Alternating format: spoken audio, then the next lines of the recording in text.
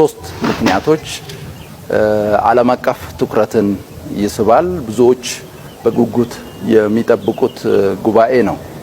አንደኛ ብልጽግና ፓርቲ ትልቅ ህዝብ፣ ትልቅ ታሪክ ያላት ታላቅ ሀገር የሚመራ ገዢ ፓርቲ በመሆኑ ነው። ሁለተኛው የብልጽግና ፓርቲ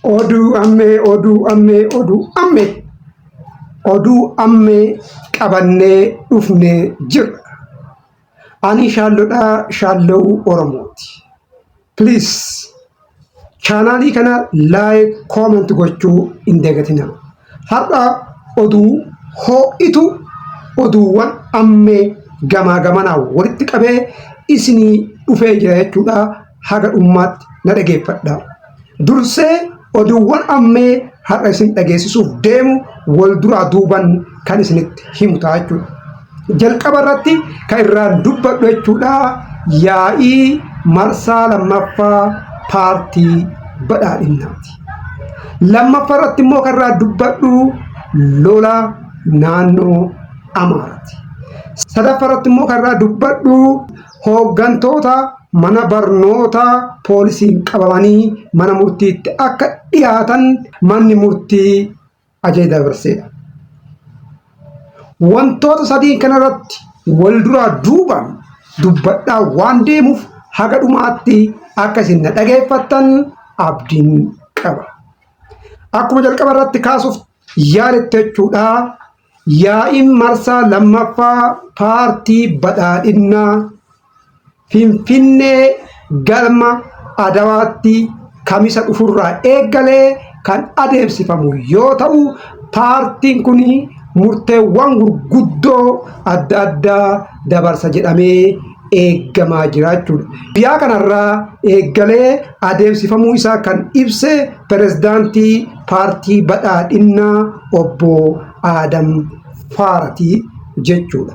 Waa'ee kana wal qabatee waa'ee nagaa biyyattii irratti illee murtii addaa ni kenna jedhamee eeggamaa jira. Gara oduu kenna ijoo lammaffaatti yoo dabarru waa'ee waraana naannoo Amaaraatiin wal qabateedha jechuudha. Waraanni naannoo Amaaraa ammallee akkuma itti fufeetu jira. Mootummaan akka malee faannoo haleelaa rukutaa kan jiru yoo ta'u waraanichi ammallee baay'ee cimee jira jechuudha. Kanaan wal qabatee biiroon barnoota naannoo Amaaraa yeroo galmee barattoota sababa nageenyaa irraa kan ka'e dheeressee jiraachudha. Gara biraatiin immoo gareen faannoo Iskindir Naggaatiin durfamu AU IGAD fi EU European Union waliin akka haasayaa jiruu fi uf durattillee mootummaa wajjin marii taasisuuf waan tokko irratti akka walii galamaa jiru oduun baate ni ibsiti jechuudha. Oduun keenya sadaffaa fi isheen dhumaa immoo jechuudha.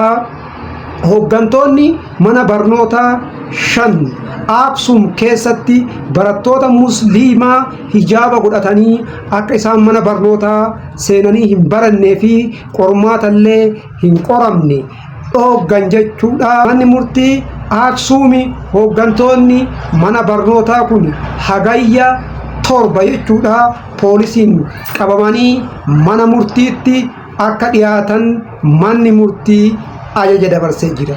Oduu fi odeeffannoon ho'ituun teennadha. Kana fakkaatii oduuf odeeffannoo biraatiin hanga walitti deebinutti nagaa nu jiraadha.